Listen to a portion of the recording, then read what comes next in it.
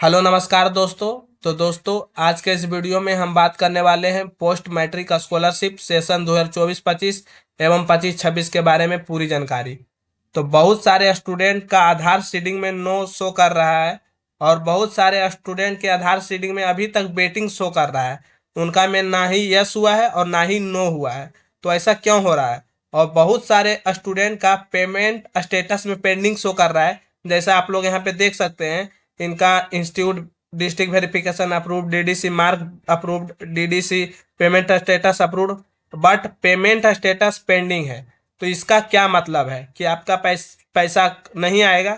और जिनका application has been forwarded to department हो गया है या रेडी फॉर पेमेंट है, तो उनका कब वेरीफाई होगा? तो मैं आपको इस वीडियो में बताने वाला हूँ कि ये सब कब वेरीफाई होगा। जैसे इंस्टीट्यूट डिस्ट्रिक्ट वेरिफिकेशन अभी तक वेरीफाई नहीं हुआ है किन्हीं का फिजिकल केमिस्ट्री स्टेटस वेरीफाइड नहीं हुआ है। तो मैं आपको इस वीडियो में पूरी जानकारी आप सभी को बताने वाला हूँ। आप लोग इस वीडियो के अंत तक बने रहें, आपको पूरी जानकारी मिल जाएगी। फिर इसके बाद आपको 1% भी डाउट नहीं रहेगा। मैं आप सभी के सभी डाउट्स को इस वीडियो में क्लियर करने वाला हूं, इसलिए मैंने रीजन्स बाई 5 से 6 ग्राफिक्स बनाया है, जिसके जरिए आप लोगों को समझाने का कोशिश करूंगा। उम्मीद करता हूं आप लोग इस वीडियो को शुरू से लेकर अंत तक देखिएगा, ताकि सभी ग्राफिक्स को आप लोग अच्छे से समझ सकें और आपका जो भी डाउट होगा 100% क्लियर हो जाएगा। तो आप लोग यहाँ पे देख सकते हैं, मैं आप सभी को समझाने के लिए पहला ग्राफिक्स को ले लिया हूँ।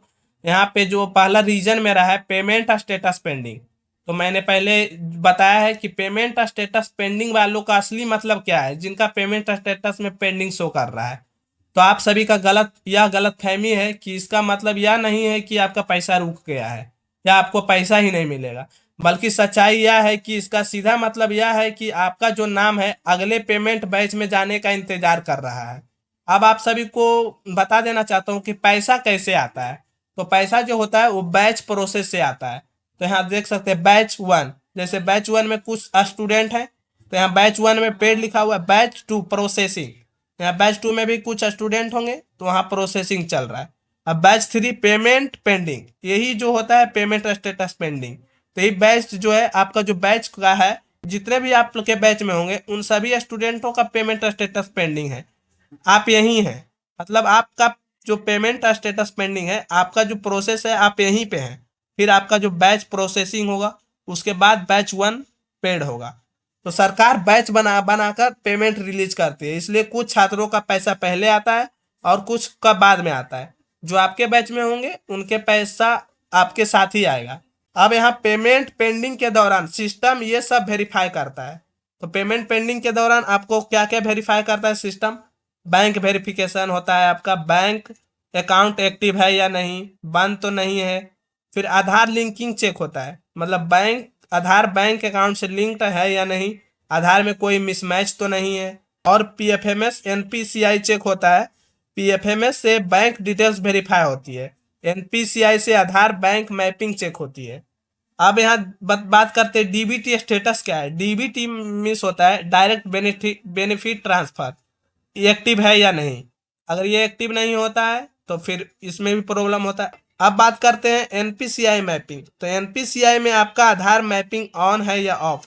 मैपिंग ऑफ होने पर पेमेंट रुक जाता है। यहाँ पे आप लोगों को मैं सलाह देता हूँ कि अगर आपकी ये सभी चीजें सही हैं तो घबराएं नहीं, आपका पैसा सुरक्षित है और आपको अपनी बारी आने पर जल्द ही मिल जाएगा।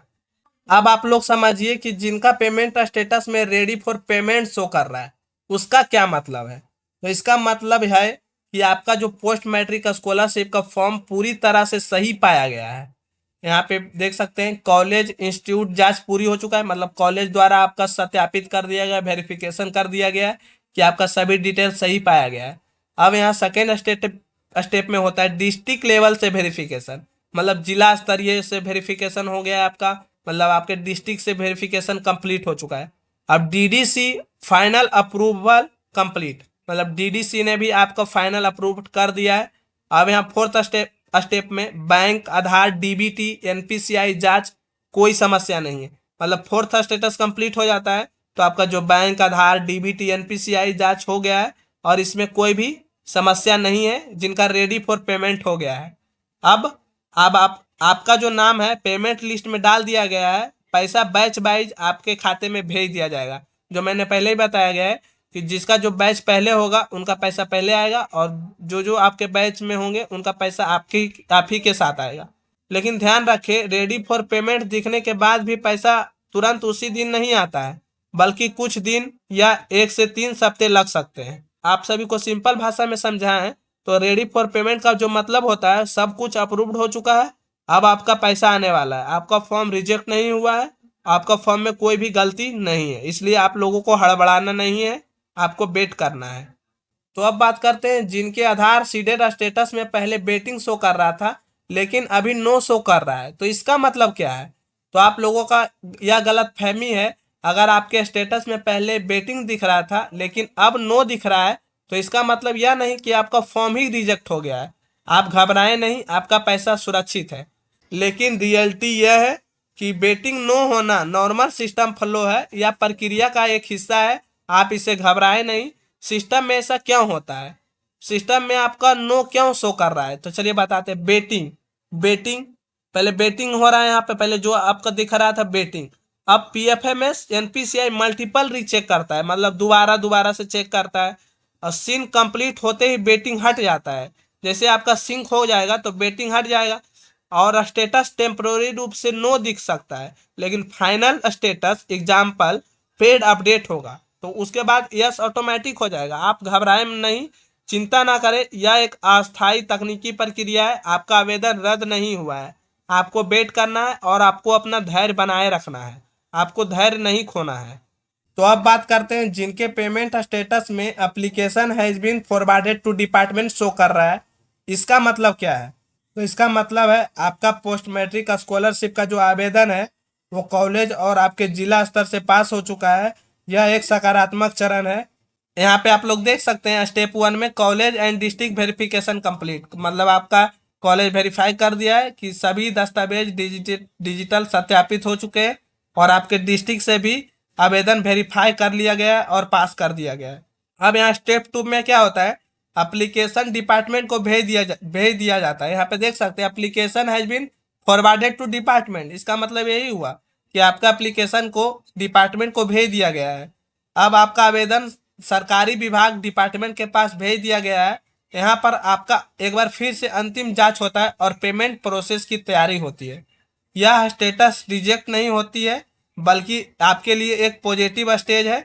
अब डिपार्टमेंट के बाद क्या होता है, तो डिपार्टमेंट के बाद आपको डिपार्टमेंट पीएफएमएस का स्टेटस चेक करती है, बैंक अकाउंट वेरीफाई करती है, आधार से बैंक लिंक है या नहीं ये चेक करती है, और आपका डीबीटी एनपीसीआई वेरीफाइड है या नहीं ये चेक करती है। ये सब हो जाता है, उसके बाद आपका नेक्स्ट प्रोसेस होता है। तो अब बात करते हैं जिनके पेमेंट स्टेटस में your application has been forwarded to department show कर रहा है, तो उनका पैसा कब आएगा। तो आप लोग यहाँ देख सकते हैं जब आपका आवेदन डिपार्टमेंट के पास पहुंच जाता है तो डिपार्टमेंट उसके बाद पेमेंट प्रोसेस शुरू कर देती है।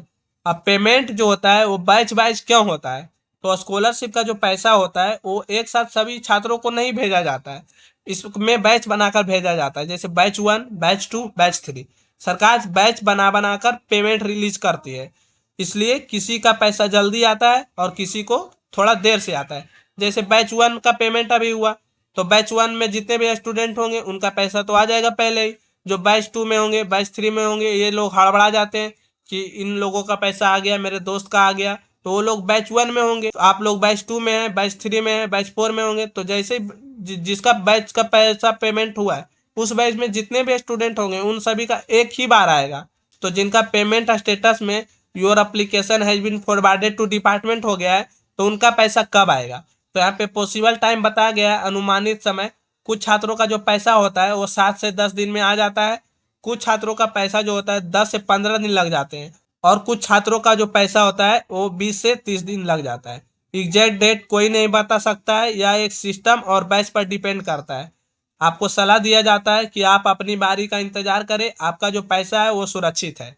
आपको इसमें हड़बड़ाना नहीं है, आपको सिर्फ वेट करना है। जिनका पेमेंट स्टेटस में पेंडिंग शो कर रहा है उसके बाद अब उनका रेडी फॉर पेमेंट होगा, उसके बाद your application has been forwarded to department हो जाएगा, उसके बाद आपका जो पैसा है वो आपके अकाउंट में क्रेडिट हो जाएगा। तो मैं आशा करता हूँ मैं आप सभी के सभी डाउट को इस वीडियो में क्लियर कर दिया हूँ। जो लोग इस वीडियो को शुरू से लेकर अंत तक देखे होंगे उनके सभी डाउट क्लियर हो गए होंगे। तो यह वीडियो आप सभी को कैसा लगा हो, अगर अच्छा लगा हो तो प्लीज़ वीडियो को लाइक कर दीजिएगा, और जो जो हमारे चैनल से अभी तक नहीं जुड़े हैं प्लीज़ चैनल को सब्सक्राइब कर लीजिएगा। तो दोस्तों इस वीडियो को अपने दोस्तों और ग्रुपों में ज़रूर शेयर कीजिएगा, ताकि उन लोगों का भी अगर कुछ डाउट होगा तो इस वीडियो को देखने के बाद उनका डाउट क्लियर हो जाएगा। तो दोस्तों वीडियो को अंत तक देखने के लिए धन्यवाद। मिलते हैं नेक्स्ट वीडियो में, तब तक के लिए जय हिंद।